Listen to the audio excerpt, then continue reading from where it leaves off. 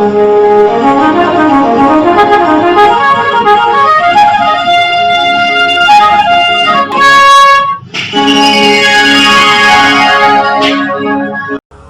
ने भी देखा सब गुणों से पूर्ण है। कहने लगी ठीक है मैं विवाह तो कर लूंगी, मेरी एक शर्त है। क्या शर्त है?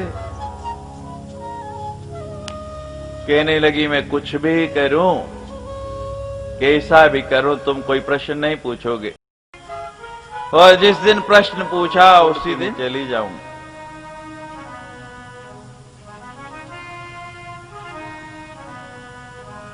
विवाह हो गया। एक एक करके 7 पुत्र हुए। पुत्र पैदा होता गंगा लेती और जाके नदी में डुबो देती। वचनबद्ध हैं, दिल पर पत्थर रख के शांतनु कोई सवाल नहीं पूछ सकता। ये वही 7 वसु हैं जिन्होंने उस जो नाम के वसु के साथ चोरी की। श्राप के साथ वरदान भी मिल गया कि पैदा होते ही तुम्हारी मुक्ति हो जाएगी।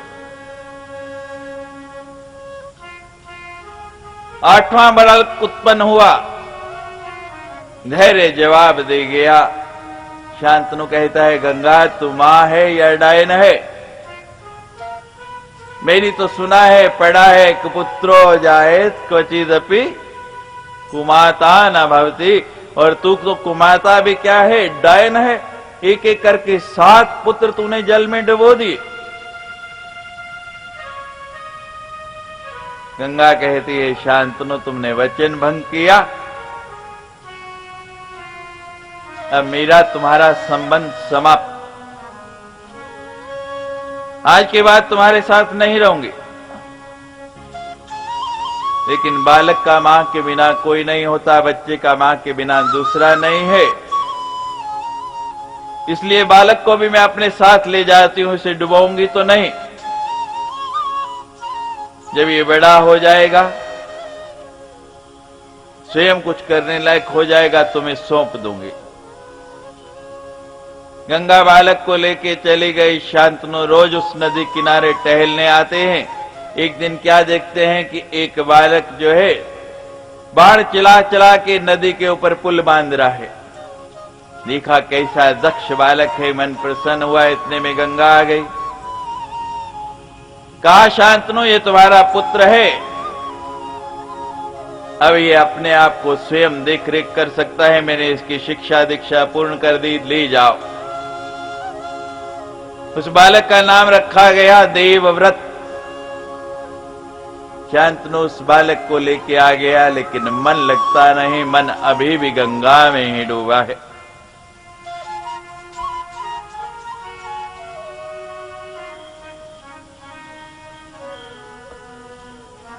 उधर पराशर ऋषि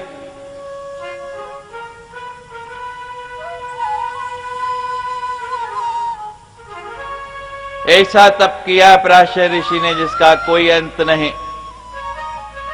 एक दिन उसी नदी के किनारे आ गए। नदी पार जाना है।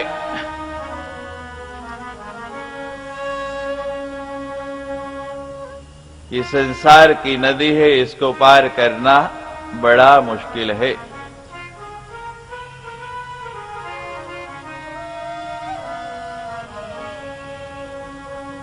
यहां के व्यक्ति किए हुए वायदे भूल जाता है।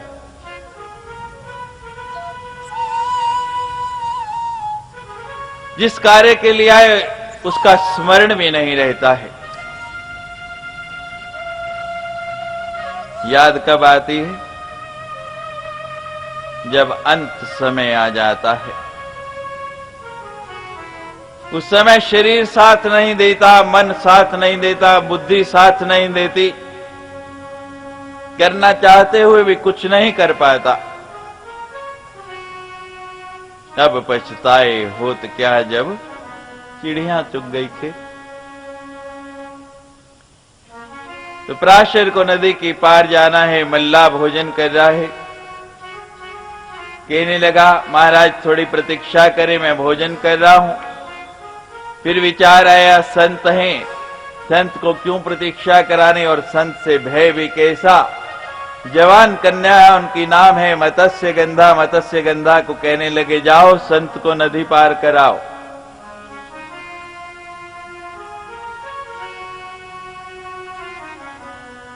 पराशर और मत्स्य गंधा दोनों नाव में सवार हो गए। जैसे ही नाव बीच नदी में पहुंची, काम का प्रवाह हो गया। मत्स्य गंधा के सामने प्रणय प्रस्ताव रख दिया तो मत्स्य गंधा हाथ जोड़ के खड़ी हो गई, पत्ते की तरह कांपने लगी। महाराज, संबंध बराबर कुल वालों में होते हैं, कहां आप ऋषि कुल वेद व्यास के वंश के, और कहां मैं, इतना ऊंचा आपका कुल, और मैं विशिष्ट के शक्ति, शक्ति के पराशर, पराशर के वेद व्यास, वेद व्यास के कुलदेव, सारा ऋषियों का कुल, और मैं एक नीच कुल में, निकृष्ट कुल में जन्मी हुई कन्या, मेरा आपका क्या संबंध महाराज। पराशर कहते हैं, मत्स्य गंधा,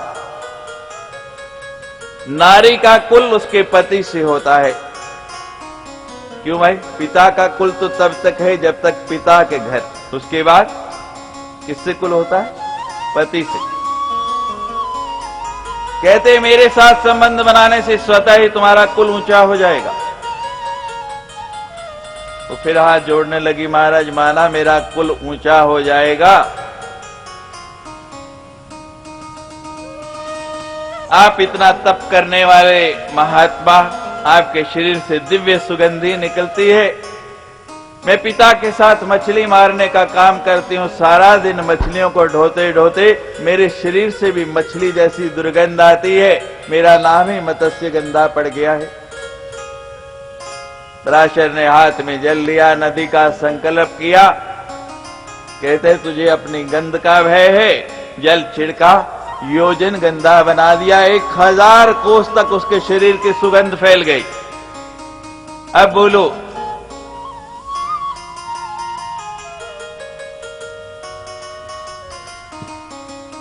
वो मत्स्य गंधा कहने लगी, महाराज मध्याह्न का समय है, दोपहर का समय है, और ऐसे समय में तो जानवर भी संभोग नहीं करते। फिर तप का प्रयोग किया, दिन में ही कोहराज छा गया, अंधकार कर दिया। कैसा काम का वेग होता है। देखा अब कोई चारा नहीं है, किसी प्रकार बच नहीं सकती। फिर कन्या ने हाथ जोड़ दिए, महाराज एक अंतिम विनती सुन लीजिए। कहते क्या, अब क्या रह गया, जो तूने कहा मैंने कर दिया, कुल तेरा मेरे से ऊंचा हो जाएगा। मत्स्य गंधा से तू योजन गंधा हो गई, दिन की जगह रात बनेंगी। वो कहती है, महाराज कुमारी कन्या यदि गर्भवती हो जाए तो संसार में सबसे ज्यादा उसकी निंदा होती है। मेरा विधिवत आपसे विवाह नहीं हुआ, मैं अभी कुमारी हूं। जो रहा सा तप बचा था ना, वो भी दे दिया। कहा कोई जान नहीं पाएगा कि तू गर्भवती भी है, पता ही नहीं लगेगा, तू सदा कुमारी ही रहेगी। जब काम का वेग हो जाए, ये पंच विकार जो है इनसे बचना बड़ा ही मुश्किल है।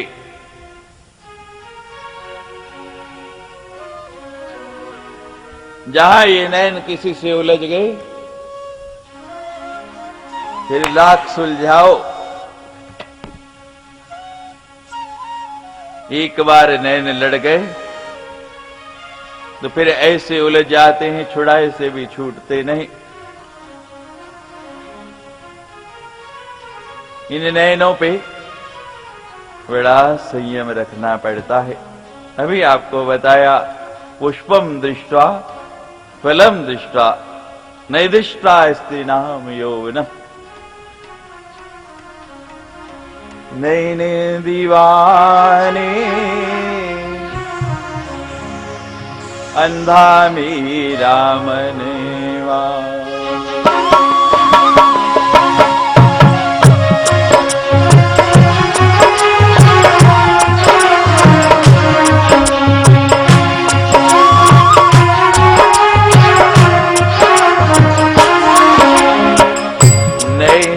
दीवाने अंधा मनवा, नैन दीवाने अंधा मनवा, नैन दीवाने अंधा मनवा, नैन दीवाने अंधा मनवा, नैन दीवाने अंधा मनवा, नैन दीवाने अंधा मनवा, क्या जान कहाँ ले जाए, क्या जाने कहाँ ले जाए, क्या जाने ये कहाँ ले जाए, इनके कौन ठिकाने, अंधा मनवा, नैन दीवाने अंधा मनवा, नैन दीवाने अंधा मनवा।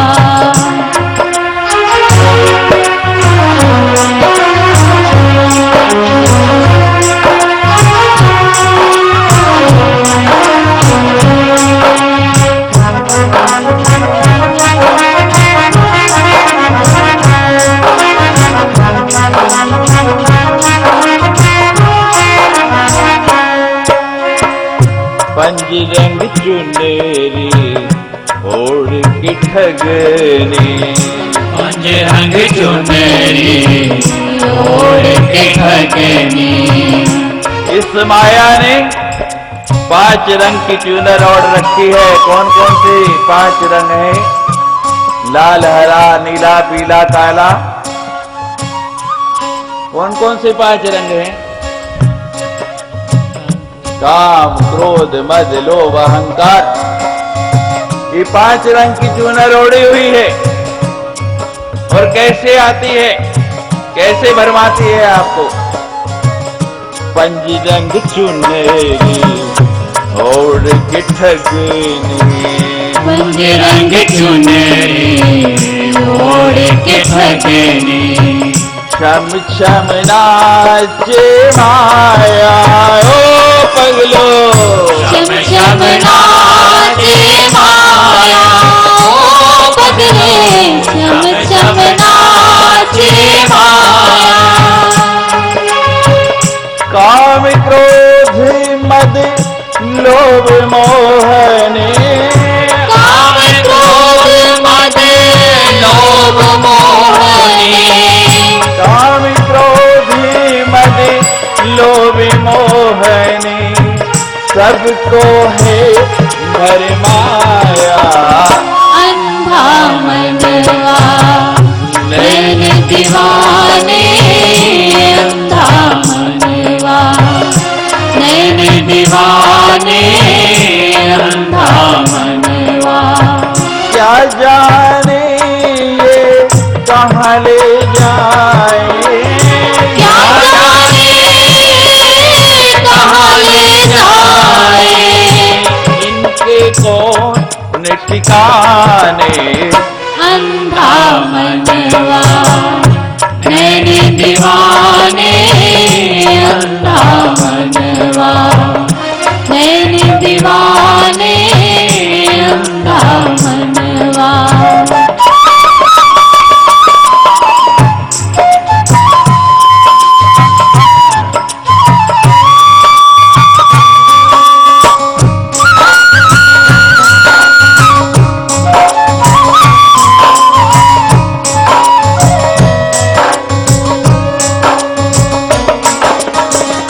काको मात पिता सुत बनी का, काको मात पिता सुत बने का, कौन किसी की माँ,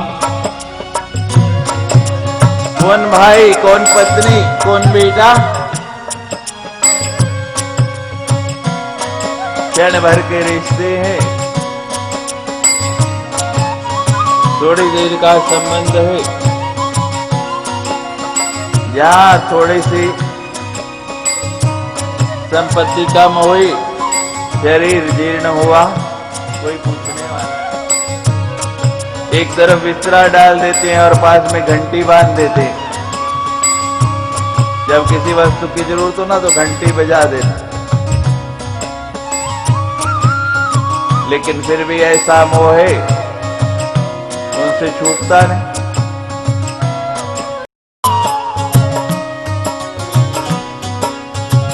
झूठी दुनिया झूठे नाते, झूठी दुनिया झूठे रहा लपटाए हो बंधु, व्यर्थ रहा लपटाए हो बंधु, व्यर्थ रहा लपटाए। तोड़ के जग के झूठे बंधन, तोड़ के जग के झूठे बंधन, तोड़ के जग के झूठे बंधन, हंस अकेला जाए। अंधा मनवा नैन दीवाने, अंधा मनवा क्या जाने ये कहाँ ले जाए, क्या जाने ये कहाँ ले जाए। इनके कौन ठिकाने। अंधा मनवा नैन दीवाने, अंधा मनवा नैन दीवाने, अंधा मनवा।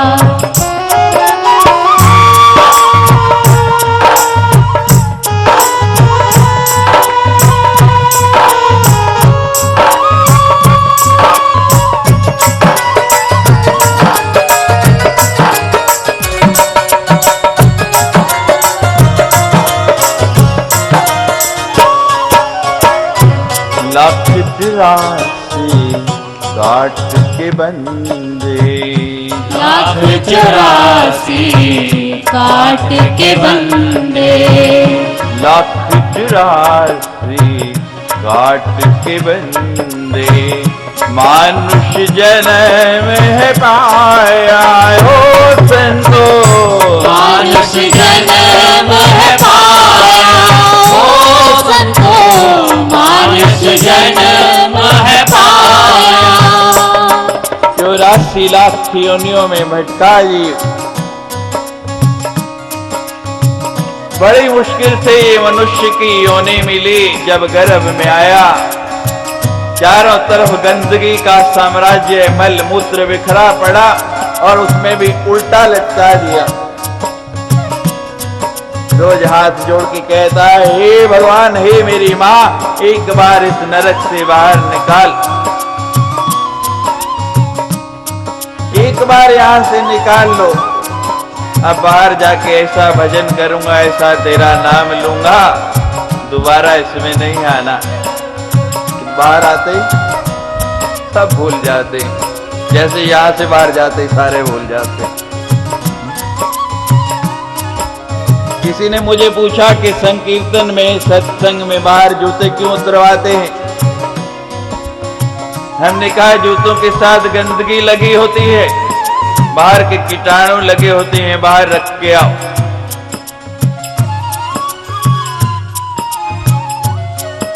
सत्संग में वृत्ति लगेगी, लगती है, लेकिन जैसे ही बाहर जाते हैं ना फिर, और जैसे ही जूते में पांव डाला वो फिर चिपक गया, फिर ये भूल जाता है, फिर वही संसार याद रह जाता है। जितनी देर यहां बैठे हैं उतनी देर तो है, बाहर निकलते। और कईयों का तो मन भी, व्यवस्थापकों को साधुवाद है कि उन्होंने यहाँ कुछ व्यवस्था की है, वरना तो बैठे हुए भी मन रहता है कि जूता अभी खरीदा है 500 रुपए का, और मैं तो सुन सुन के हैरान होता हूँ, आजकल जूते 5-5 हजार रुपए के भी मिलते हैं।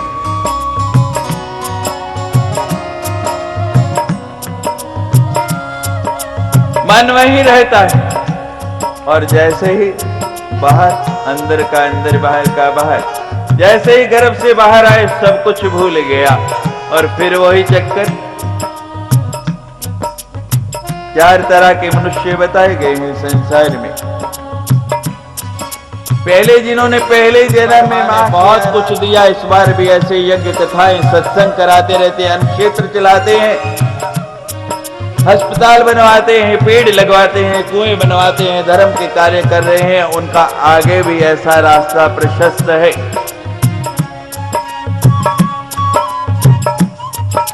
ये सबसे उत्तम है। उसके बाद दूसरे वो हैं जिन्होंने पहले अच्छे काम किए, माँ की कृपा हो गई, लक्ष्मी मिल गई, लेकिन अब जो है अच्छे काम में मन नहीं लगता, अब जो है लक्ष्मी का दुरुपयोग कर रहे हैं। आगे क्या मिलेगा आप जानते हैं। तीसरे वो हैं जिन्होंने पहले जन्म में आराधना नहीं की, लेकिन अभी बताया संग अच्छा मिल गया, अब करने लगे, उनके लिए आगे भी अच्छा है। और चौथे कौन से हैं? कसम खाइए 84 लाख भटकना ही है, ना पहले किया ना, और एक बार आदत पड़ चुकी है 84 लाख भटकने की। जो एक बार जेल चला जाए ना, फिर उसको डर नहीं रहता, कहता है अब तो आवागमन लगा ही रहना चाहिए। जो मछलियां समझदार होती है ना, जब समुद्र में जाल डालने के लिए मछुआरा आता है, वो क्या करती हैं? जहां मछुआरा खड़ा उसके पांव के पास आके घूमने लग पड़ती हैं। मछुआरा जाल कैसे फेंकता है देखा कभी आपने? यहां खड़ा है तो ऐसे दूर जाल फेंकेगा, तो जो उसके आसपास घूम रही हैं वो मछलियां तो जाल में नहीं आएंगी, दूर वाली आएंगी। तो आपको भी संसार के जाल में फंसने से बचना है। माया तो जाल डाल रही है, इसके चरणों से लगे रहो, उस जाल में आप फंसने वाले नहीं हैं।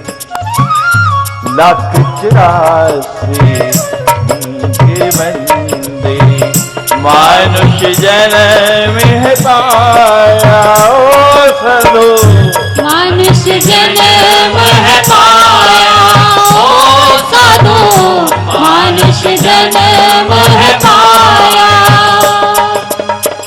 अवसर फिर ना मिलेगा ऐसा, अवसर फिर ना मिलेगा ऐसा, अवसर फिर ना मिलेगा ऐसा, जिस चरणों में लगा अंधा मनवा नैन दीवाने, अंधा मनवा नैन दीवाने, अंधा मनवा। क्या जाने ये कहाँ ले जाए, क्या जाने कहाँ ले जाए, इनके कौन ठिकाने। अंधा मनवा नैन दीवाने, अंधा मनवा नैन दीवाने, अंधा मनवा।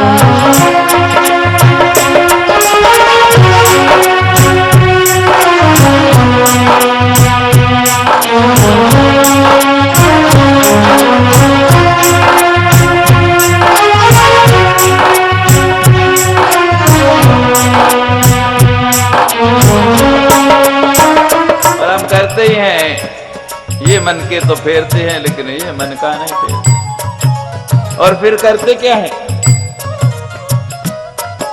कैसे माला फेरते हैं? राम राम राम राम राम राम राम राम जय। पीछे फायर ब्रिगेड की गाड़ी आ रही, बस दौड़ना है।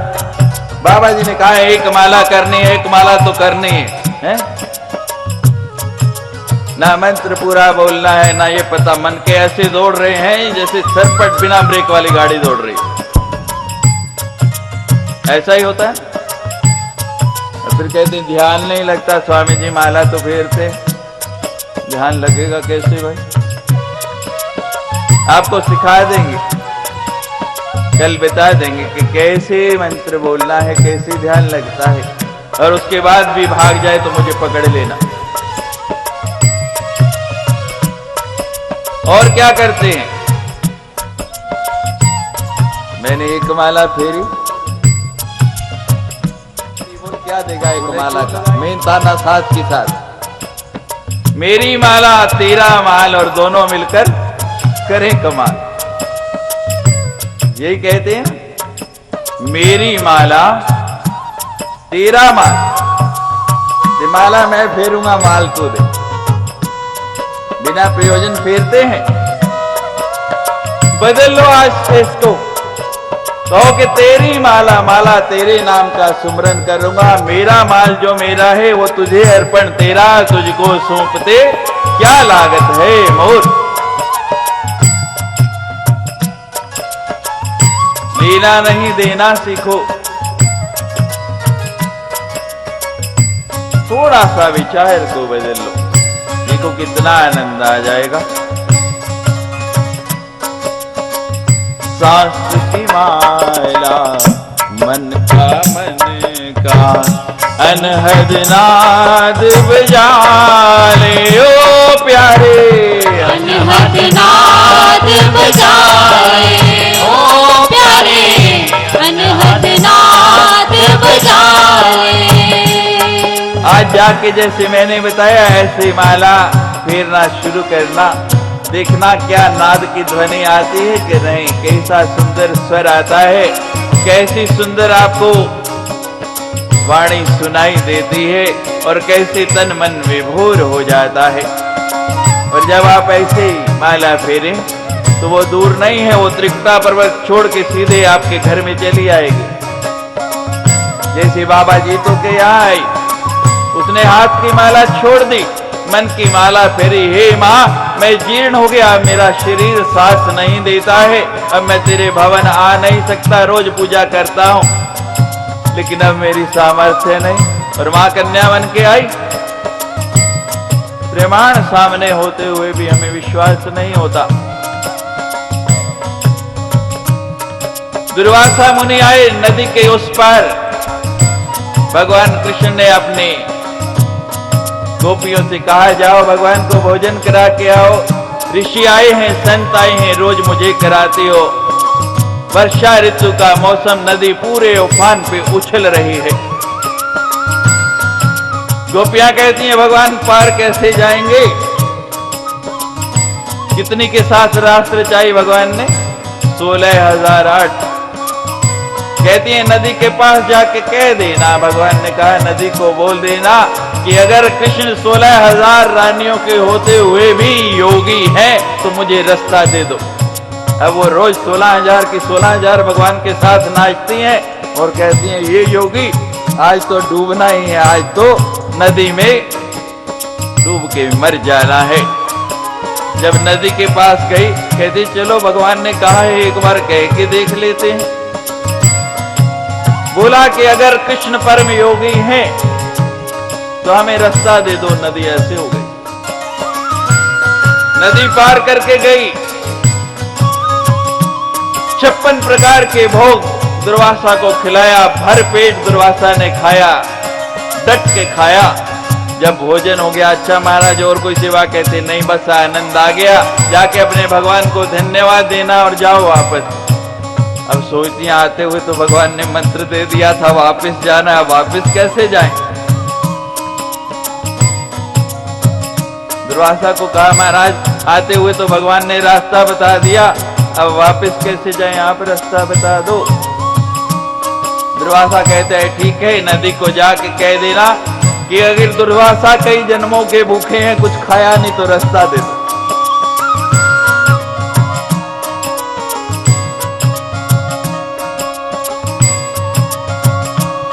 सोच में पड़ गई, कितने बड़े बड़े थाल भर के सारी लाई और सारा खा गया और कहता कई जन्मों का भूखा, ये कैसे होगा? चलो इसका भी परीक्षण कर लेते हैं। फिर नदी को कहा कि अगर दुर्वासा ने कई जन्म से कुछ नहीं खाया तो रास्ता दे दो। नदी ने फिर रास्ता दे दिया, हैरान परेशान पहुंच गए। तो ये क्या हुआ? भगवान कहते हैं जिसके साथ मैं रास रचाता हूं वो भी मेरा रूप है। और दुर्वासा जो खाता है वो तुम्हारा अन्न नहीं, वो तो तुम्हारा प्रेम खाता है, अन्न को तो छूता भी नहीं, केवल विश्वास हो जाए। एक नदी तो क्या वह तरणी तर जाता है, व्यक्ति ये संसार का भव सागर पार कर जाता है। एक बार विश्वास करके तो देखो।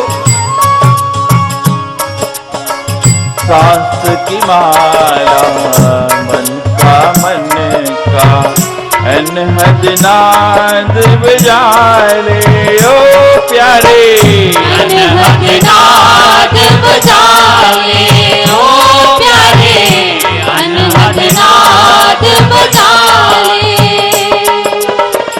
कट जाएगी रैन अंधेरी, कट जाएगी रैन अंधेरी, कट जाएगी रैन अंधेरी, फिर चाहूं और उजाले।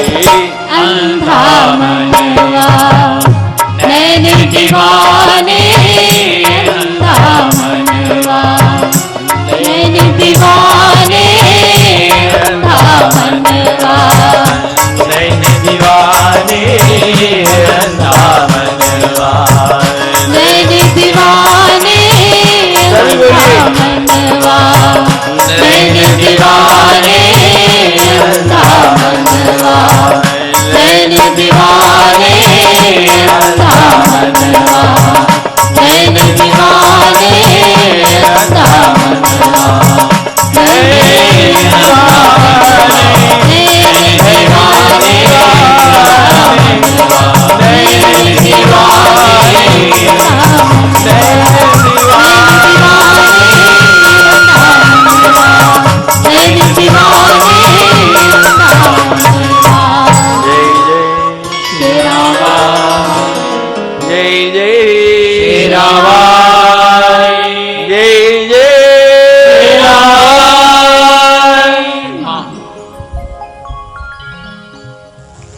ज्ञानी नाप ज्ञानियों का चित्त, बड़े बड़े तपस्वियों का चित्त, ज्ञानी नाम अपिचेतांसी। देवी भगवती सा, ये जो देवी है भगवती है, बड़े बड़े ज्ञानियों के चित्त को भी मोहित कर देती है। क्षण में कहां बदल दे, कहां पहुंचा दे, उसका कोई भरोसा नहीं। और कैसी पहुंचाती है? बलाद आकृष्य, जबरदस्ती आकर्षण करके खींच के। ये माया इधर चलने थोड़ी देती है, लेकिन जो चलना चाहते हैं उनको साधन बता दिया आज प्रारंभ में। ये माया के चक्कर में नहीं पड़ना है, महामाया के चक्कर में पड़ जाओ, माया आपको छू भी नहीं पाएगी। कमल पत्र जल में रहता हुआ भी उसमें लिप्त नहीं होता, उसको छू नहीं सकता जल, कोई प्रभाव नहीं होता है। ऐसे ही ये संसार आपका कुछ बिगाड़ नहीं पाएगा, संसार के विकार आपके पास आ नहीं पाएंगे।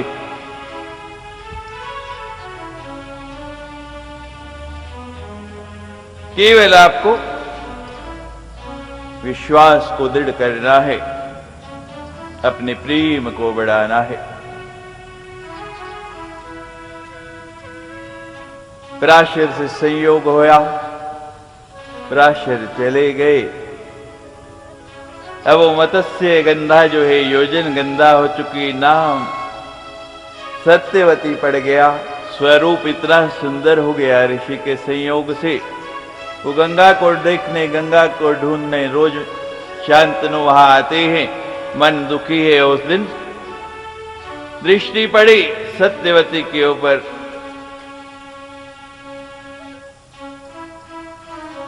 मन रम गया। उसके पिता से कहा कि मैं विवाह करना चाहता हूं तुम्हारी पुत्री के साथ। कहते महाराज आप हमारे मालिक हैं, हम आपके दास हैं, अपनी वह तो देखिए। आप पुत्रवधू बना के ले जाना चाहें तो मैं सहर्ष देने को तैयार हूं। वापिस आ गए, मन दुखी रहने लगा, किसी काम में इच्छा नहीं होती।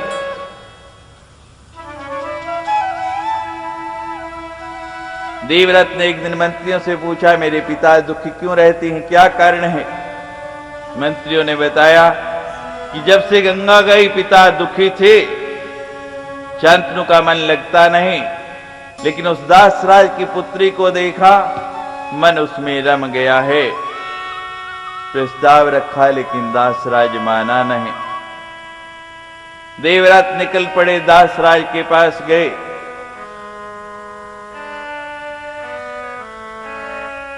कहा कि नियम तो ये है कि पिता पुत्र के लिए रिश्ता मांगने आता है, लेकिन यहां स्थिति दूसरी है।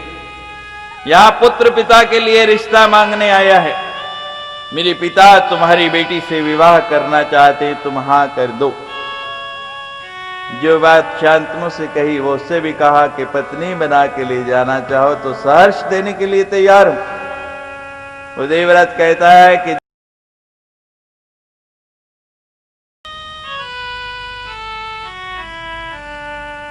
दासराज कहता है, चलो तुम्हारा प्रस्ताव मान भी लूं, लेकिन नियम है कि बड़े बेटी को राज्य मिलता है, तुम्हें राज्य मिलेगा, और मेरी बेटी से जो बालक उत्पन्न होगा उसको तुम्हारे अधीन रहना पड़ेगा। देवव्रत ने हाथ में जल लिया नदी का, प्रतिज्ञा कर ली कि मैं राज्य नहीं लूंगा। अब तो हां कह दो। हमारे यहां लिखा है श्रीमद् देवी भागवत में कि उस बेटे को धिक्कार है जो अपने पिता का हित साधन नहीं करता। इसे आपने प्रारंभ में पहले ही दिन ही सुना। नारद जी ने जन्मेजय को कहा कि तुम्हारे जैसे इस पुत्र के होते हुए तुम्हारे पितर भटक रहे हैं और तुम उनके लिए कुछ नहीं कर रहे। और श्रीमद् देवी भागवत का महात्म्य सुनते ही नारद जी के मुख से जन्मेजय एकदम तैयार हो गए।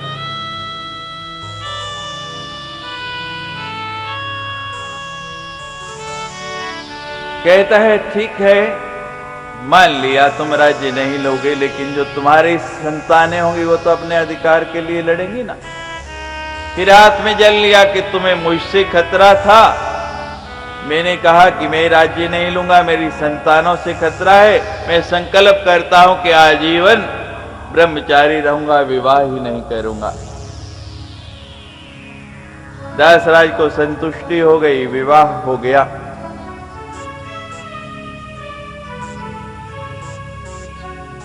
वंश आगे बढ़ता गया। चित्रांगद और विचित्रवीर्य दो पुत्र हुए, आगे संतान होती नहीं।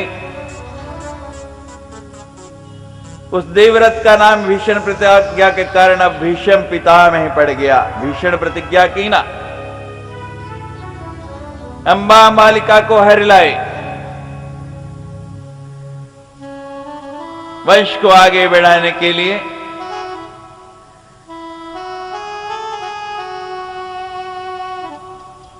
एक बार विदुर जी के सामने पहली बार जो है भेजा, व्यास जी के सामने पहली संतान कैसी होती है, आंखों पे पट्टी बांध ली, लज्जा आती है। किसकी संतति हुई? धृतराष्ट्र के। दूसरी बार पूरे शरीर के ऊपर जो है हल्दी का लेप कर लिया। पीलिया रोग से ग्रसित जो है पांडु का जन्म हुआ। तीसरी बार दासी को भेजा, निर्लज्ज होके गई दासी पुत्र विदुर का जन्म हुआ। जो धृतराष्ट्र की संतानें हुई वो कौरव कहलाए, और पांडु की जो संतानें हुई वो पांडव कहलाए। पांडु को श्राप था कि अगर पत्नी के पास जाएगा उसी समय मृत्यु होगी। कुंती को वरदान था सूर्य का। मैंने आपको बताया था कि सत्याजित और कुंती ने सूर्य की आराधना की, तो कुंती को सूर्यदेव ने मंत्र दे दिया, देवताओं का आवाहन कर सकती थी। धर्म का आवाहन किया। युधिष्ठिर धर्म के अंश के रूप में उत्पन्न हुए। वायु का आवाहन किया, वायुपुत्र भीमराज कहलाए। इंद्र का आवाहन किया, अर्जुन हुए, और अश्विनी कुमारों का आह्वान किया तो नकुल और सहदेव हुए। दोनों वंश आगे बढ़ते चले गए। पांडु की बेटे पांडवों में और कौरवों की बेटे कौरवों में युद्ध हो गया।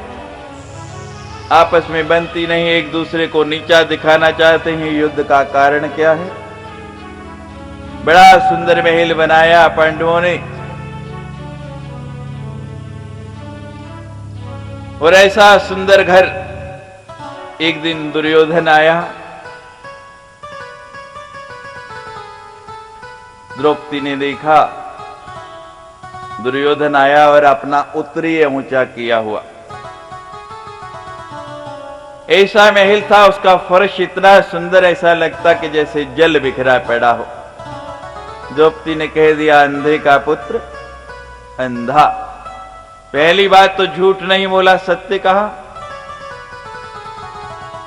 दूसरा कारण, दोनों का रिश्ता क्या था?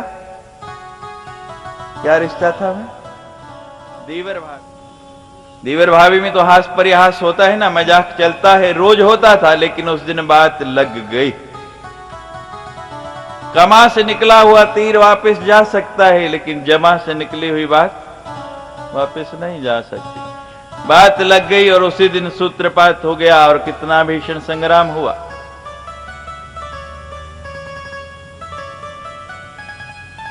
उसी वंश में परीक्षित हुए।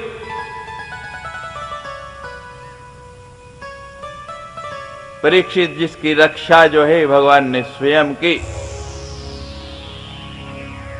गर्भ के अंदर ही भगवान जिसकी रक्षा करते हो उसका नाम परीक्षित। और परीक्षित ने बड़ा धर्मानुकूल राज्य किया, बड़े हुए। एक दिन शिकार खेलने के लिए गए। ऋषि के गले में मरा हुआ सांप डाल दिया और ऋषि ने श्राप दे दिया। कल भी मैंने बताया कि ऋषियों का श्राप भी कल्याणकारी होता है। ऋषि पुत्र ने श्राप दे दिया कि जिसने मेरे पिता के गले में मरा हुआ सांप डाला है, आज से 7वें दिन सर्पदंश से ही उसकी मृत्यु होगी। कितने दिन कहे? कोई 8वां दिन है। रविवार से सोमवार तक मुझे गिन के बता दो, कोई 8वां दिन है।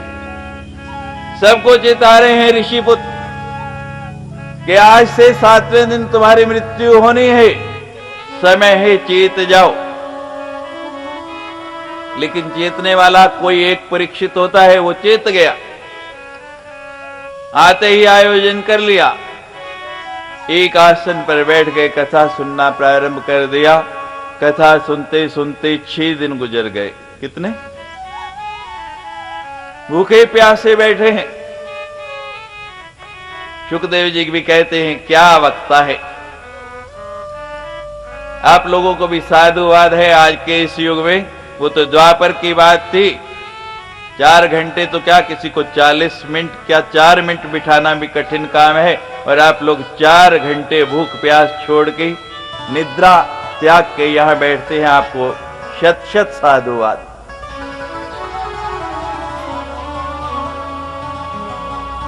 एक आसन से परीक्षित बैठे हैं, और जब ऐसा श्रोता मिले ना कोई सुनने वाला, तो सुनाने वाले को भी आनंद आता है।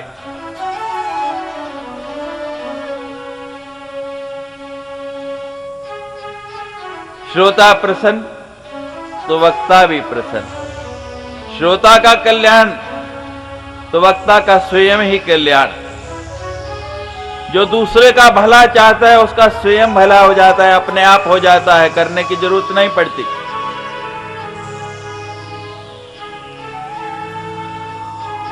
आप सुबह उठे, बेड टी की आदत है भाई?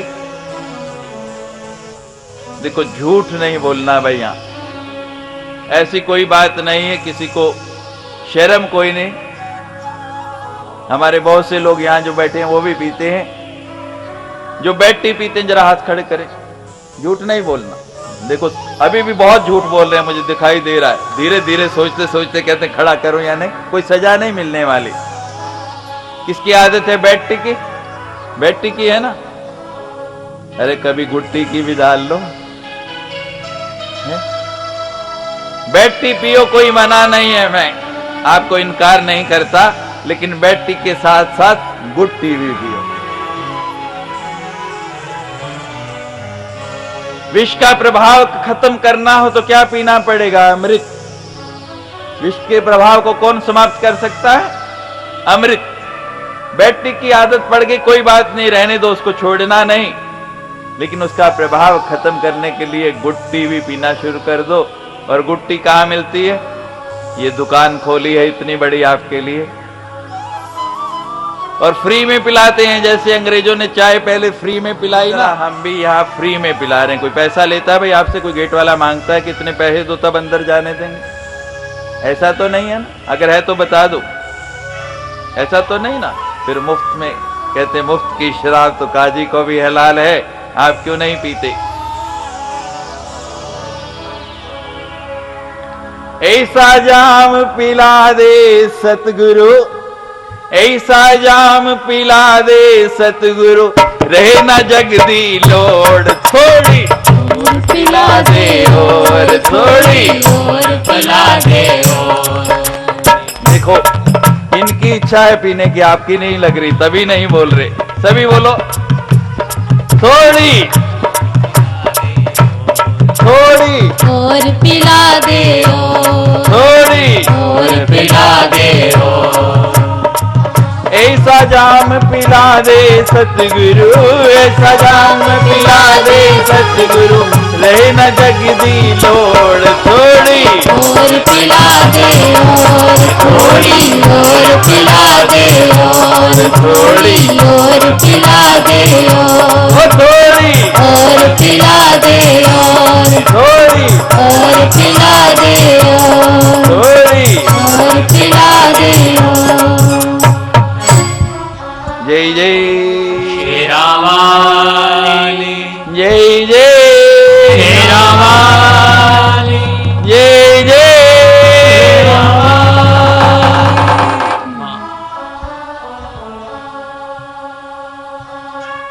गुड टी के साथ देखो कैसा आनंद आएगा, कैसा नशा आएगा। ये सत्संग जो है ना, आपको पता है ये क्या है? जब किसी शराबी को बहुत नशा हो जाए क्या करते हैं? गिरता पड़ता घर आए, लुढ़कता हुआ बहकता हुआ, कहते हैं इसके मुख में थोड़ी खटाई डाल दो, नशा उतर जाएगा। ऐसा ही करते हैं। हमें सुनाने से भी नहीं रुकता, और जब सुना के उठता हूं ना, बहुत से लोग कहते हैं स्वामी जी ने सारे एक्सपेरिमेंट कर रखे हैं, बहुत पीते होंगे पहले। अरे मैं तो कई जन्मों से पी रहा इसको भाई, और सचमुच कई बार ऐसा नशा चढ़ जाता है मुझे, उस समय का नहीं इस समय का, ना समय का बोध रहता है। फिर मेरे लोग चिताते हैं स्वामी जी अपनी नहीं थोड़ी सी हमारी फिक्र कर लिया करो, कल भी घर वाले आने दें, इतना तो ध्यान रखा करो। नाम कुमारी नानका चढ़ी रही दिन रात। नींबू डालते हैं कि ये शराब का नशा उतर जाए, तो सत्संग ये नींबू है। जब संसार का नशा बहुत चढ़ जाता है ना, तो थोड़ा सत्संग का रस उसमें निचोड़ लो, वो नशा भाग जाएगा, दूर हो जाएगा।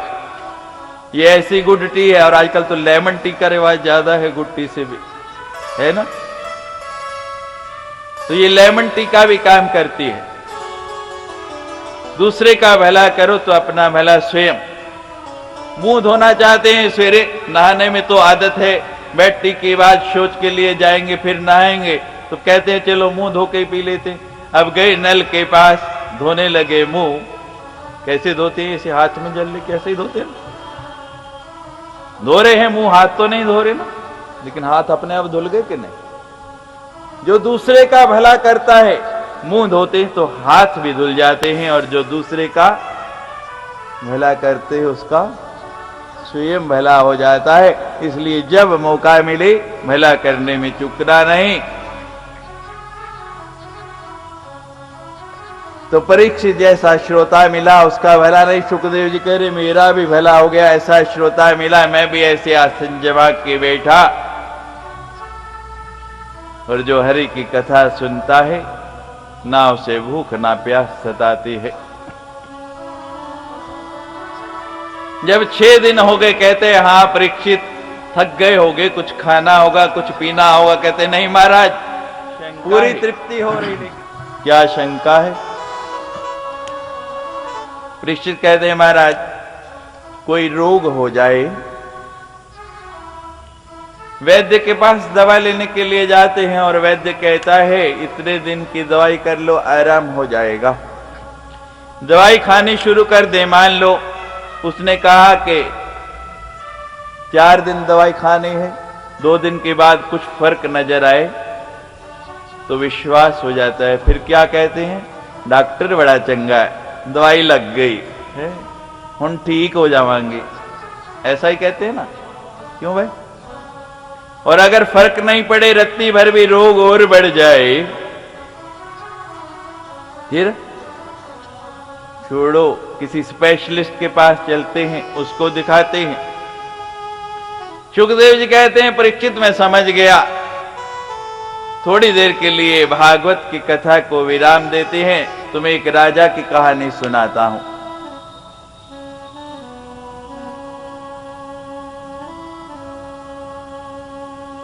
कहने लगे एक तुम्हारे जैसा राजा था, जंगल में शिकार खेलने के लिए गया। शिकार खेलते खेलते बहुत दूर निकल गया, रात्रि हो गई। और रात्रि के समय में तो जंगल में जानवर बहुत अधिक हो जाते हैं। देखा कि अपने घर से बहुत दूर हूं, वापस भी नहीं पहुंच सकता। शरण के लिए कोई जगह खोजने लगा। दूर देखा कहीं लो टिमटिमा रही है, उसी दिशा में गए। जाके देखा एक कुटिया बंद पड़ी, दरवाजा खटखटाया, कौन है? बताया मैं यहां का राजा हूं।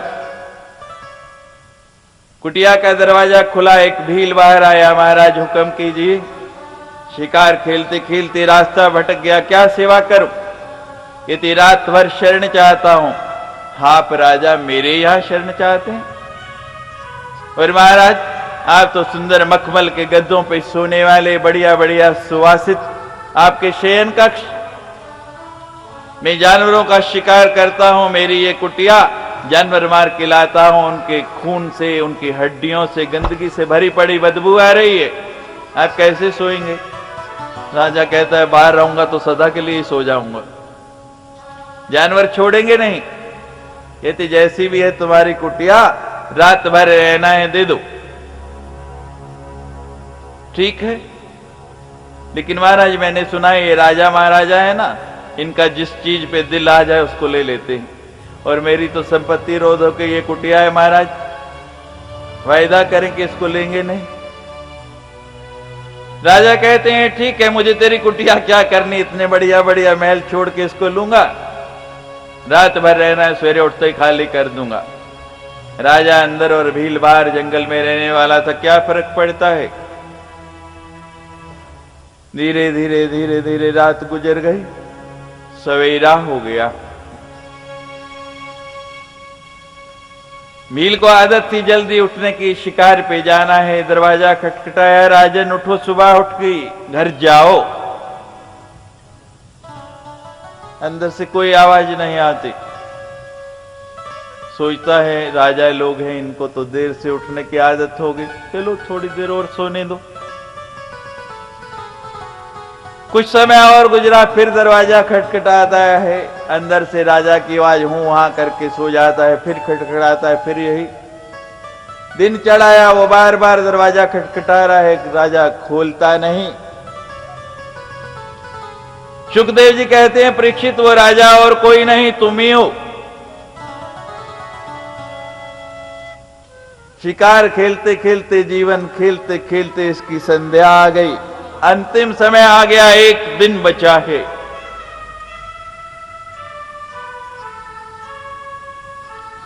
वो कुटिया और कोई नहीं, तुम्हारा ये शरीर है। उसके अंदर कुटिया के जो रक्त, हड्डियां, मांस बिखरा पड़ा है, वो शरीर की हड्डियां हैं। जैसे उस राजा को उस कुटिया से प्रीति हो गई, इसी प्रकार तुम्हें शरीर से प्रीति हो गई। राजन, ना तो मैं वैद्य घटिया हूं, ना मेरी दवाई घटिया है। डॉक्टर वैद्य दवा देता है, दो बातें और भी बताता है। पहली गल, दवाई लेनी किमें है, किन्नी खानी है, एक पुड़ी, दो पुड़ियां, दूध ना लेनी है, चाय लेनी है, खाली पेट लेनी है, रोटी तो बाद लेनी है, दसदा है ना। ये 15 किलो का सिर हिला देती हैं, 2 ग्राम की जबान नहीं हिला सकती है। ये सरल है या वो सरल है? क्यों भाई? हां जी कह दो, बड़ा औखा है हां जी कहना।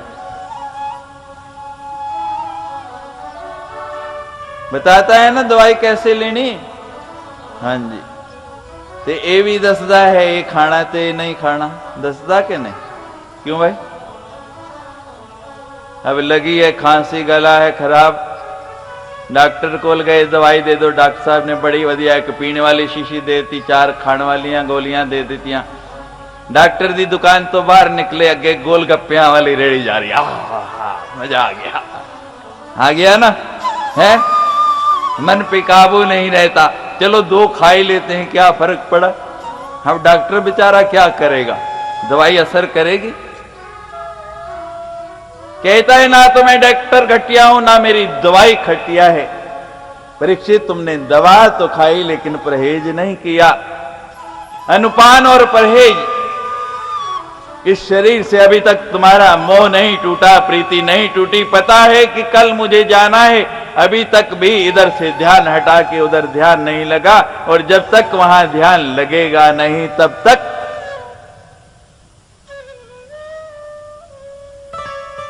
तो मेरी दवाई घटिया नहीं, पेटेंट दवाई है। आपकी सब भव रोगों का इसमें इलाज है।